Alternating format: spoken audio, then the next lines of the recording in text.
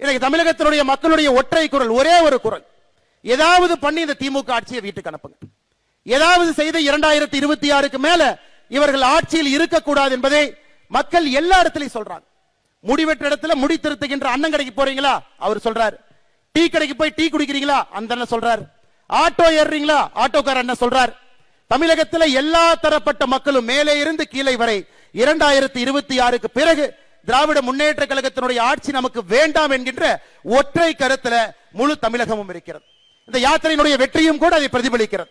நம்முடைய எதிர்க்கட்சி தலைவர் அண்ணன் எடப்பாடி பழனிசாமி அவர்கள் 200 தொகுதிகளை தாண்டி அவருடைய யாத்திரையும் வந்து கொண்டிருக்கிறது. நம்முடைய யாத்திரை நிறைவு பெற்றுக் கொண்டிருக்கிறது. இன்னும் 90 நாள் மட்டும்தாங்க இருக்கு. நிச்சயமாக நம்ம எல்லோருக்கும் தெரியும், மக்களுடைய குரலாக மக்களுடைய எண்ணத்தை பிரதிபலிக்கக்கூடிய ஒரு பெரிய மாற்று சக்தியாக தேசிய ஜனநாயக கூட்டணி களத்தில் இருக்கிறது. 2026 அந்த மாற்றம் நிகழ்ந்தே தீரும். அன்பு சொந்தங்களே, திமுகவை பற்றி எவ்வளவு பேசினாலும் கூட அது புளிச்ச மோர்ல புளிச்ச தண்ணியை ஊத்துற மாதிரி. ஏன்னா அவ்வளவு பேர் திட்டி தீத்துட்டாங்க. ரோட்ல இருந்து திட்டுறாங்க, வீட்டில இருந்து திட்டுறாங்க.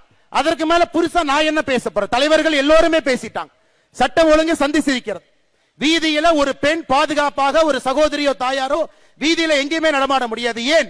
நம்மை பாதுகாக்கக்கூடிய காவல்துறைக்கு பாதுகாப்பு இல்லாத ஒரு அவல நிலை தமிழகத்தில் மட்டும்தான், இந்தியால எங்கேயுமே இல்லைங்க, தமிழகத்தில் மட்டும்தான் இருக்கு. பாதுகாப்பு கொடுப்பவங்களுக்கே பாதுகாப்பு இல்லைன்னா இந்த வல்னரபிள் செக்ஷன் என்று சொல்லக்கூடிய நம்முடைய பெண்களாக இருக்கட்டும், குழந்தைகளாக இருக்கட்டும், அவர்கள் தமிழகத்தில் எந்த விதமான பாதுகாப்பு கடந்த 4.5 ஆண்டுகள் நாம் பார்த்திருக்கின்றோம். அருமை சொந்தங்களே, இன்னைக்கும் தலையாட்டி பொம்மையை போல முதலமைச்சர் அவர்கள் அமர்ந்திருக்கின்றார். அவருடைய கழுத்து 2 பக்கம் மட்டும்தான் திரும்பும், லெப்ட் டர்ன் ரைட் டர்ன். இந்த பக்கம் சொன்னா இந்த பக்கம் திருப்பார், இந்த பக்கம் சொன்னா இந்த பக்கம் திருப்பார்.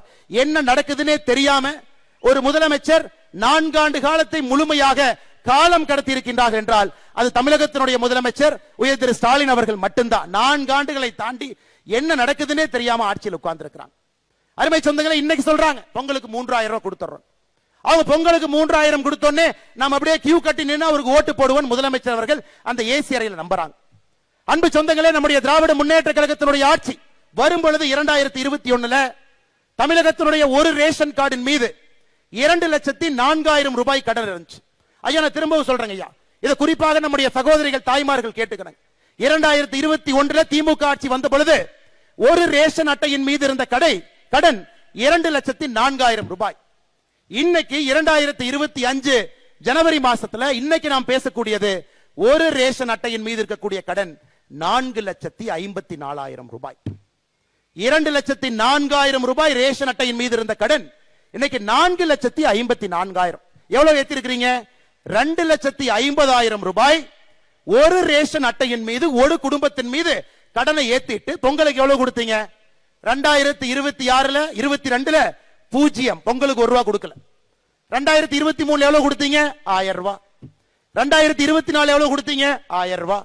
2025 எவ்வளவு கொடுத்தீங்க? 0. 2026 எவ்வளவு கொடுக்கறதா சொல்லிருக்கீங்க? 3000. மொத்தமா 5000 ரூபாயை கொடுத்துட்டு 2.5 லட்சம் ரூபாய் எங்க தலைமையில கடன் வச்சீங்கல்லங்க ஐயா. அதனாலதாங்க ஐயா திமுக நீங்க கில்லாடி. வெறும் 5000 ரூபாயை பொங்கல் என்று சொல்லிவிட்டு கொடுத்து விட்டு 2,50,000 ரூபாய் கடனை ஏற்றி வைத்திருக்கின்றீர்கள். இந்த கடனை திமுக முதலமைச்சர் கட்ட போறது இல்லைங்க ஐயா. நம்முடைய குழந்தைகள் உழைத்து கடனை கட்டணும்.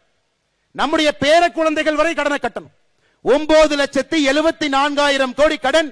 இந்திய சரித்திரத்தில் எந்த ஒரு மாநிலத்திலும் கூட இவ்வளவு கடன் யாரும் சரித்திரத்தில் பெற்றது கிடையாது.